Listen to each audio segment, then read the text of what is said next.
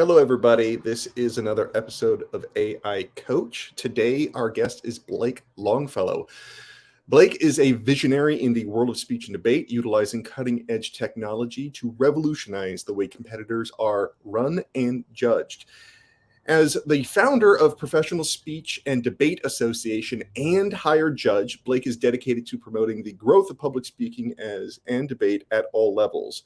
With a deep understanding of the power of AI in facilitating the smooth and efficient functioning of events, Blake seeks to improve the accuracy of judging and provide a better overall experience for competitors and coaches alike.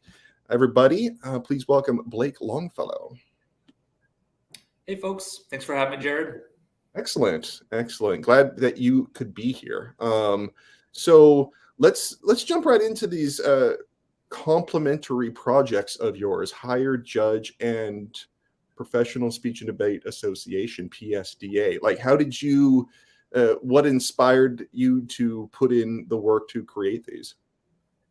Yeah, so the first one is Hired Judge. And as you know, I'm a coach. I'm a coach on the college circuit and competed all through high school, all through college, coached at Western Kentucky in grad school. And every single coach I've ever met has struggled with judges at some point, right? Either finding them, paying them, having reliable ones, having high quality judges. It's just a constant pain point for everyone in the activity. The original idea came from working with my old high school speech coach. I heard her complaining about not being able to find parents to come judge, and kind of light bulb went off that, hey, I know a bunch of college kids that would love to go judge a high school tournament for a little cash. And so started putting them together, and then realized there's probably more people that need that service. And it's all kind of snowballed from there. So that was like 2018 that I started Hired Judge. And so we're now in our fifth year.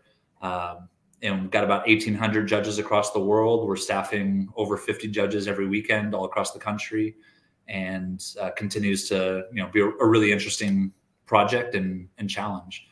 So Hired Judge is kind of the first company. That's hiredjudge.com. And so we kind of act as the recruiter or the like temp agency for judging. Ideally, I'd like to see Hired Judge grow into a recruiting firm for all speech and debate talent. So not just judging, but also tabbing and coaching as well. And we're starting to grow some of that. We started Hired Coach last summer, so we'll help place coaches in jobs all across the country, and then growing. How's that going? It's good. We need more coaches. And so if you're out there looking for coaching jobs, please go sign up. But there's certainly a demand for it. There's a lot of different teams and schools and school districts that either have exhausted their network for finding coaches, or it's just a really tedious process to go find new people, or they don't know anything, right? Most of the time it's like a hiring manager at a school district that doesn't know anything about speech and debate, trying to figure out who's a good speech and debate coach. And so they'd gladly pay a company like mine to answer that question for them and to put up a good candidate. So if you're looking for judging opportunities, coaching opportunities, go to hiredjudge.com and register. You mentioned it'd be a good idea to have like a formal relationship with some teams, and it'd almost be like a pathway where it's like, all right, now you've done it for a year. Why don't you sign up for a Hired Coach? Yeah. That'd be good. Yeah, there's a lot of good synergy there. And that started because my Hired Judge clients were asking for that service for years and years and years. Since day one, pretty much, there's been people asking, oh, great, thanks for finding these judges. Can you also find me a coach? For years, I declined that opportunity because I just wanted to focus on judging and do one thing really well. And then finally last summer, decided to launch the Hired Coach thing. So still a lot of kinks in the network to work out, but certainly a market there, certainly something we're going to continue doing. And most of that hiring happens in the spring and the summer. So if someone's looking for a coaching job for the summer or for next fall, go register at hiredjudge.com/coach, and we'll send you opportunities. Okay. Now, and so PSDA, how did that emerge? What was the inspiration for that? Yeah, so PSDA is short for Professional Speech and Debate Association, and the mission of the company is to make speech and debate the most popular extracurricular activity in the world. And there's a few ways that we're going about that. One is that we've created a professional category of competition. So now speech and debate doesn't have to end after college. People can continue competing for the rest of their life. And we have an open and a novice division. So that way people that never got the opportunity to compete can now do it as an adult. And we have a lot of interest in that from like working adults or people that want to have a political career but need to work on public speaking skills or whatever it is. So that's one of the avenues that professional speech and debate's growing the activity as a whole. Another way is that any profits from the tournaments that we host are redirected towards lobbying. I believe that that's the most valuable thing that we as an activity could be doing to help grow the numbers in speech and debate is lobbying for more funding at the state and federal level and even the local level. That's proven to be a successful strategy in places like Santa Ana. And I think we need to expand that and really focus on lobbying efforts. And we have such good talent coming out of speech and debate. Right. Most go on to become lobbyists for, or not most, but a lot of people go on to become lobbyists for, big tobacco or big oil or whoever. They should be doing it for our activities. So that's one way is that we fund lobbying efforts and advocacy efforts. And the third thing the PSDA does is we try and make our tournaments really simple and accessible. So that way, people that don't have a coach or don't have a lot of support can immediately get up to speed and be able to be competitive. And so we try and level the playing field, try and flatten the learning curve by making our events a little bit simpler, tearing down some of the rules and making it easier for people to get involved, and then just making the job of a coach easier. So the idea being we don't have any requirements to be a part of like league coach meetings and to volunteer and running the tournament like a lot of leagues do. And we don't even require you to provide judges. In fact, we encourage coaches to just leave their entries uncovered, pay the extra judge fee, and let us provide a judge for them because that helps the whole tournament run smoother and a bunch of things. So anyway, it's Professional Speech and Debate Association is a tournament hosting company that is focused on growing the speech and debate activity. And right now we're doing 4 online tournaments a year, and then next fall we'll be doing our first in-person. So has artificial intelligence worked its way into what you do yet? Yeah, big time. Both as a coach, as a founder, and as a tournament director. I've used ChatGPT and other AIs numerous times. So, for example, I hosted a Professional Speech and Debate Association tournament this last weekend. The weekend before, I hosted a college tournament for the university that I coach at. And for both of them, every impromptu prompt that we use in the tournament was written by ChatGPT. All the extemp topics that we use in the tournament were written by ChatGPT. And we wrote debate prompts, but ended up having our debate coach write some other ones. And so already using it for prompt generation, I already use ChatGPT to rewrite all the copy on all my websites for Higher Judge and PSDA, help me make things more clear and more robust. I use it for answering emails, right? When someone sends me an email, I copy it, give it to ChatGPT, say, write a response to this. And then I just proofread it and make sure there's nothing missing from it. And then I send it. And so it's made me a more effective tournament director, made me a more effective founder. And then as a coach, it's like a godsend, The hardest part, so I coach all speech events, but primarily my background is in public address events, like persuasive, informative, after dinner speaking. And the hardest part of that coaching process is getting students just to put words on the page, right? We can pick a great topic. We go do research. They might even collect all the warrants and all the statistics and data they want to use in the speech. But I tell them, I can't write for you, but I can edit everything you do write. And so just put words on the page, even if I'm going to change every single word. Right. And still, so many students kind of stall out at that process, right? They just never get past the writer's block, and they have all this self-doubt and like imposter syndrome with writing and feel like they're not a good writer. And so now I can tell students, go get your data, go get your supporting evidence. I take that supporting evidence, I give it to ChatGPT, and I have different threads, different conversations with ChatGPT, one for informative speeches, one for persuasive speeches, one for after dinner speeches, where I'm teaching it stylistically how I like those speeches to be written and giving it feedback and coaching it on how to write those. And to where now I can just give it the data points and say, write an informative speech. And it gives me back a script that's ready to start memorizing on day one. And so that takes a process that could have taken weeks to get the student to write. Or if I were to do it, it would take me hours. And now it's 2 minutes of ChatGPT sitting there spitting out a speech, And the way I think of it is, it's a better writer than every high school student I've ever worked with. It's a better writer than 80% of college students I've ever worked with. And it's probably not going to write the speech that wins nationals, but it's probably going to write the rough draft of every first national draft. champion Right. for the next 10 years, you know? I don't see. I'm trying to prognosticate, and I'm seeing like first drafts are always the hardest one, and now it's going to be. I guess the writing process seems like 80% first draft, 20% editing. You know, it's like, and because you put so much time into it, it's like I gotta get memorizing. I got to get to the point where I'm committing this to memory. But now, if it's 20% writing, then the editing process is going to be so much richer. Like I can't wait to see how that's going to look. The workflow. And even the editing process. Sometimes a student will come back and will say, "Oh, this subpoint's too long," and I'll feed that back to ChatGPT and say, "Cut 10 words out of this." Yeah, I know that was one of my favorite ones. What's that? Yeah, no, one of my favorite things to do is just like I was testing it out by analyzing like lyrics of songs. I'm like, find figures of speech in this song, and you just copy and paste a pop culture song, and it'll like spit back like 10 of them, and 6 of them are actually pretty accurate, and 4 of them are like not very good. And I'm like, okay, it's like that's pretty amazing. But the taking something and say, make this from 200 to 500 words, or from 500 to 200 is just amazing. Even the description for this episode was something written by ChatGPT. Or like 8, sounds right. I think most people that need to do that kind of like tedious writing work that isn't art, right? It's not like inspiring writing. It's just we need some sort of copy here. I think all that work is going to go to ChatGPT now.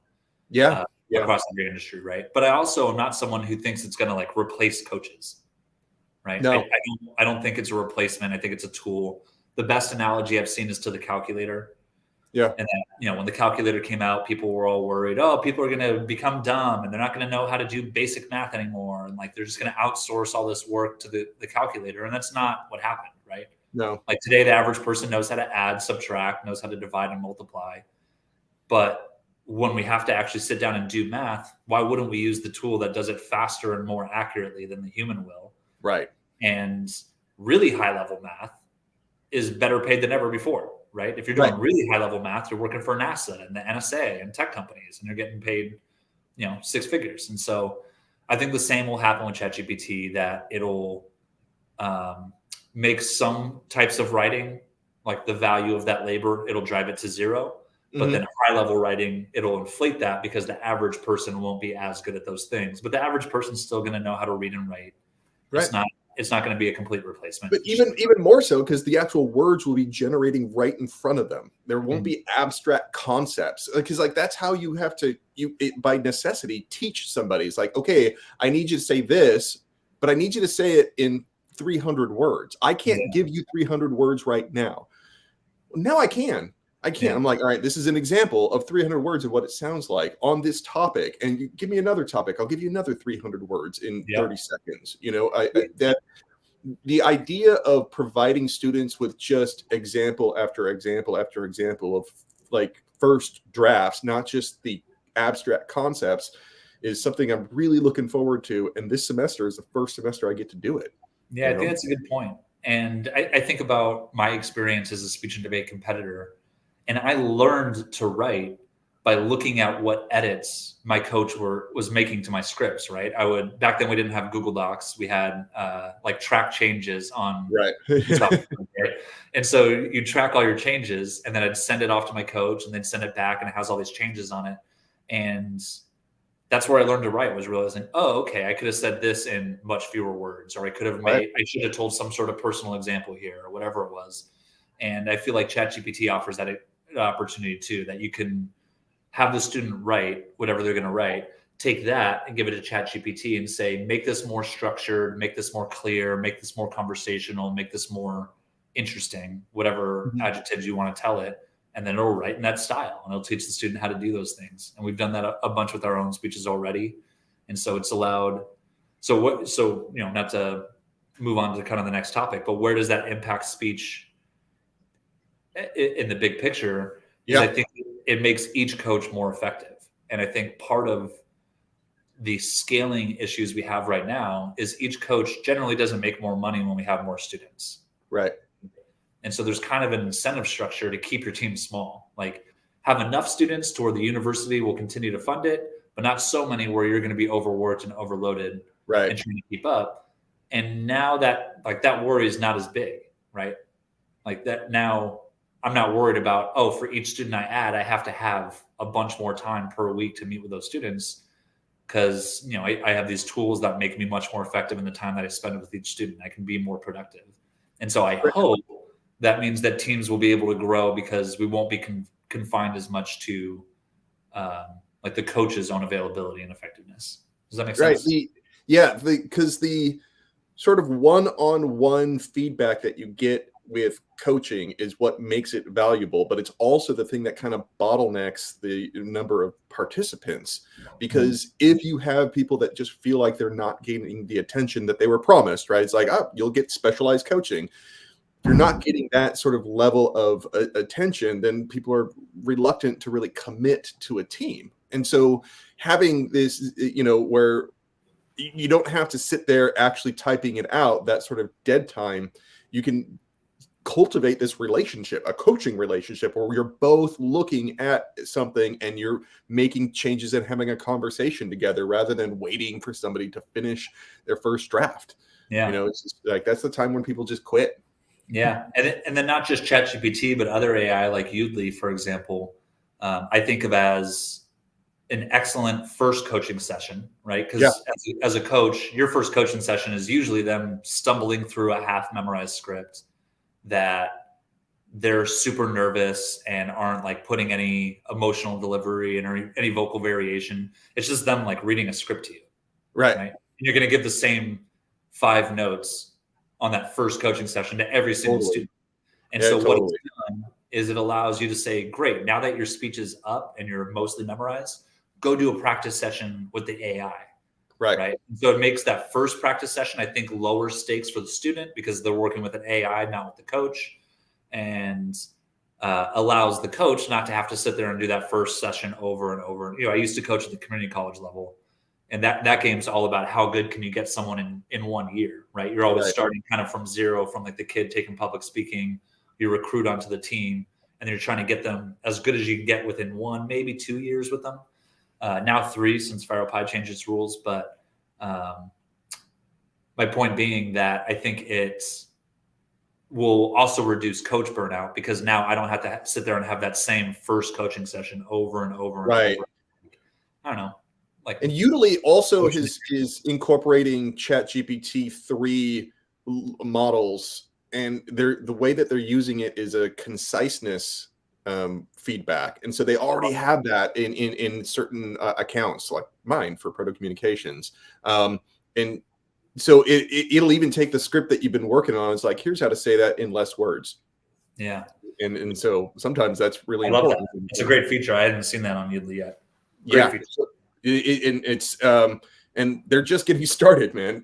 So and then Google's supposed to put out their AI tomorrow. Is that what's happening tomorrow? I've been hearing people say that, and I don't really know what it is. I know there's some big announcement related to AI tomorrow. Okay. And before ChatGPT, if I was going to put my money on who was going to have the most like powerful and robust AI, it was going to be Google, right? Because I got the most data. Right. But we'll see. Well, just all the searches. Yeah. Because they already have predictive analytics for like the searches that you're going for. And one of the best analogies on what ChatGPT is basically like the Google predictor for your searches, but just on steroids. Right. And it just really kind of helps kind of like wrap your mind around how is it coming to these conclusions. Yeah. So, right. The other one that I keep hearing is mansplaining as a service. Oh my God. We'll just speak from an authoritative viewpoint on any topic you give it without regard for who the audience is or what their expertise level is. I thought it was pretty good. So yeah, I was another fascinating facet of AI is when it hallucinates. Have you come across any hallucinations when using ChatGPT? If you know what I'm talking about. I'm not sure I know hallucinating per se, but I do have a really eerie ChatGPT story to tell. Okay. Yeah. So I was messing with it, trying to get it to write SPAR debate topics, right? And I've sent you Okay. my database of SPAR debate topics. It's Yes. 150 topics long. And so I took the topics, I gave it to it and said, write another, 50 like these. And it starts off spitting out pretty normal topics, right? Things that are good and that I'm able to use. And then it kind of like got into this trend where all of them were about technology, right? It's like Oh, all topics about technology. And then it was all like technology is making us less creative. Technology is making us less independent. Technology is making us less blah, blah, blah. And then it said, technology is making us less human. And it wrote that 40 times in a row. oh, that's creepy. And so I'm sitting in our team room alone, no one else in the office. It's just me sitting there in like a kind of dark room, watching my computer tell me technology is making us less human. It's like, go outside, Blake. Yeah, I was like, what is going on? Oh So man. is that what you're talking about with hallucinations, or is that something else? So somewhat, I think that is related to it because the process is putting out the same thing, but because it does like one word or one sentence at a time, sometimes the following word or sentence, takes it down a strange path. So it does kind of sound the same, where it'll just, make stuff up. And that's what a hallucination is. And so it'll tell you something that happened in real life that didn't really happen. I was asking a question So I have seen that. Yeah. Yeah. Oh, you have. Okay. My example was like, I asked it for an example of a fallacy shown in pop culture. And then it pointed me to an episode of West Wing that never happened. And I had to ask it follow-up questions like, where is this episode? I'm looking for it. I can't find it. And eventually, after a couple of tries, it said, I'm sorry, I made it up. Wow. Yeah. That's interesting that it recognized that it made it up. Because I've tried coaching on it and saying things like, these must all be real. Like produce Right. 15 quotations from famous singers, I think is the one I did. Like give me like 15 song lyrics that are like deep and meaningful. I was going to use them for impromptu or something. And it gave me a couple that I like fact checked with Google that were just like made up song lyrics. And so that's the danger, is that it is a people pleaser. Right. It wants to answer the question whether it's true or not. Right.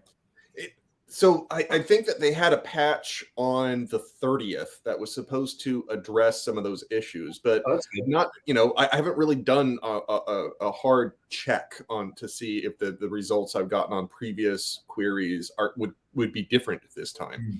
I mean, another example I had was I'm starting to prep out a new media course for my department at SEC, and it's been going great. I'm like, hey, give me, a lesson plan for a 16-week course on new media, and it's just spits it out. I'm like, all right, now I need some reading material. Give me some, sources, and then when it's giving me those sources, I'm like, wait, I'm familiar with that book because I was looking for textbooks. I'm like, but that's not the year that it was published. I'm like, what is this? Why are you telling me it was published in 2022 when it was last published in 2008, which is the reason I'm not using it. So, I think and so I want to do that query again now after the patch, to see if it'll be a little bit more. That actually makes sense because I've had a few queries for it here in the last week or so that it would come back and say something like, I'm sorry, I don't know.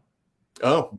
Like I would ask it to access something from the internet, and it would be like, sorry, I don't know what you're referring to. Right. Yeah. I mean, and if I refer to like specific people, sometimes yeah. So you have to give it more context, it says, and so you have to like copy and paste stuff in there. Yeah, I wonder if that's for that. Interesting. So let's think about people that are just starting now, right? Because I mean, if this is going to revolutionize speech and debate, what about the people that are joining now? Do you see? I don't know. Is there anything that we are going to need to do to adjust for the new participants in this activity? Yeah. Well, first I'll say I mentioned I hosted a big college tournament 2 weekends ago. Mm-hmm. And at one point during the tournament, I walked out of tab and into the extent prep room, and they're prepping this room where if you stand in the back, you can kind of see everyone's computer screen at once. And I stood in the back and counted 4 or 5 different people using ChatGPT at that moment, right? Could have been many more in the tournament, but at that moment when I happened to take a head count, it was 4 or 5 people using it to do their extemp speeches, right? And I think that's going to be true in every debate prep. And of course it is. Like if I was a college student, why would I start, or if I was a student in general, sorry, if I was a competitor, it used to be you get an extemp topic and you're like, I don't know anything about this. And I'm going to go spend 15 minutes reading an Economist article on it to like get up to speed. When instead I can go to ChatGPT and be like, what does this mean? And so, it's a better Google search for a lot of things like that. And it's kind of a no-brainer. And in general, I think people's instinct is to ban it. I think all that does is reward the people that are going to cheat anyway. Yeah. And that's what we saw with the internet when people tried to ban the internet in debate prep, especially at the high school level. It just ended up rewarding the competitors that would log on to the internet anyway, or that would go on their cell phone or whatever. And so I don't think banning it's the right issue. I think that we should rethink what kinds of prompts that we give. One, because ChatGPT isn't good with like super current events. Right. Because it's access to the internet cuts off in 2021. And so I think hyper current events are good. And also like philosophical questions are an interesting like angle to go with extemp questions and asking students. It depends on what Google comes with, right? I mean, if Google comes with something that is connected to the internet and is always current, then even that advice is going to be outdated within weeks. And so the other argument, I told you before we started the stream that I had ChatGPT debate with itself on whether ChatGPT should be banned in speech and debate. And the most convincing argument I heard from it about why it shouldn't is the whole point of this activity is about skills, right? Like training students to get certain skills that will help them be more employable or help them in whatever it is that they want to do. And one of the arguments for why it shouldn't be banned is every job is going to be using AI. Right. Every job is going to be using AI in some capacity. And so wouldn't we want our students to get the experience of using AI in like a real world setting? And of course, that was a convincing argument that we just now have to accept that ChatGPT and AI is a part of our activity. And I think fighting it is the wrong answer. I think we should embrace it. Yeah. Like when you start thinking about like, how are they going to apply these skills outside of the activity itself? You start thinking it's like, you can't like create an artificial environment or something that's so artificial that the tools that you're using have no relevance outside of it. Right? And we're already going that direction, right? We're already teaching a bunch of skills that are forensic specific, like bookwork or spreading, right? All things that like you're not going to use outside of this activity. That's all just like a competitive strategy. This is something that they're actually going to use, is the ability to use ChatGPT in order to like assist the work that they're trying to do. And like I was saying, I don't think it's ever going to write the speech that wins nationals. Same way I don't think it's going to write the debate case that wins nationals. No. But if it helps that first time competitor get through the learning curve, like the learning curve in forensics is so steep, right? Like students need a year in forensics just to understand what we're doing here. And then it's their second year is really when they start to like take off and become really good. And I think it flattens that learning curve and makes it much easier for someone to get started on day one, go to your first tournament, immediately kind of catch the bug. And so I'm really embracing it as something that can grow this activity and make it easier for someone to get. I'm thinking about if it makes especially the platform speeches, right? All the entire category, if it is that much easier to get a script together, I wonder if we're just going to see an explosion of entries for that particular those events. I mean, that happened for us. I had 4 or 5 students over winter break that were like kind of dragging their feet, stalled out. Their speeches were not going to be ready for HFO, this big college tournament that happens in January. They were not going to be ready. And then in about an hour, I got all their speeches written using ChatGPT and said, go memorize, like make a couple edits to the things that you want to change and then go memorize. And sure enough, we had all those speeches ready 2 weeks later. So for me, it's already been the case. That's always been the thing when I was coaching at community college was, students join the speech team and they're just thinking persuasion or informative. and they want to do that, and having to explain like, okay, that's a 2-month writing process. Right. Like, we're going to spend a week or two picking topics and doing some initial research. We're going to spend another week or two researching and collecting data points, another week writing, another week refining, and then 2 weeks memorizing. So we're talking a month or to 2 before you ever go to a tournament. Yeah. Whereas now it can be like a week to get the speech ready to memorize, you know? Yeah. I mean, especially if they're just like, some people can read off cards pretty darn well, just naturally. And so like, if they're just getting started, like I could totally see within a week or 2 getting a speech on cards and at least competitive, at least, you know, like the bare minimum for competitiveness. That is. And so much of this is about like getting a student to their first tournament. Yeah. Because after that, usually the activity does its job and gets them hooked, right? Like usually they go to a tournament, they have a good time, they feel accomplished, they feel a sense of competence after like working hard at something. Even if they don't succeed, they feel like they've done something. It's like satisfying. They make a bunch of friends, and then they're hooked.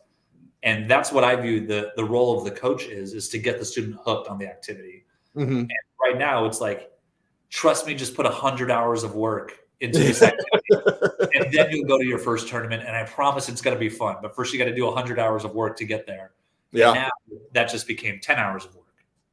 Right. And so I hope so. That's really what I hope is the outcome of all this, is that it helps coaches be more effective. It flattens the learning curve for students, gets them started sooner, helps them catch the bug.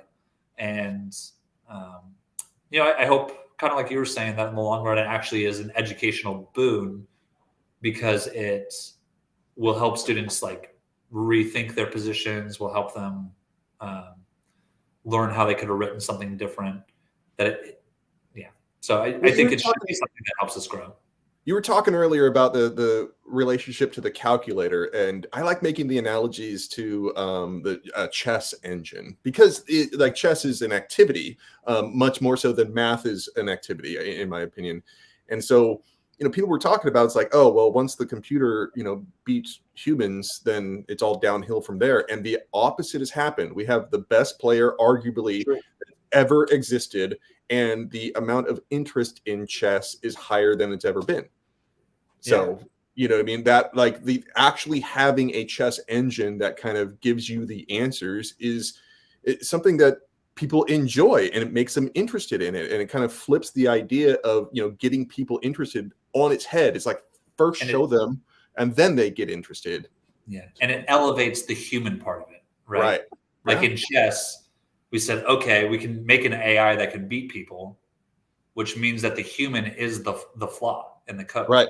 The human is the vulnerability. And so, you know, I don't know anything about chess, and it's not that I do, but just saying that, to me, that's what would make it interesting then, is realizing like, oh, the person can make a mistake. It's not just memorizing the best moves and executing the best moves over and over.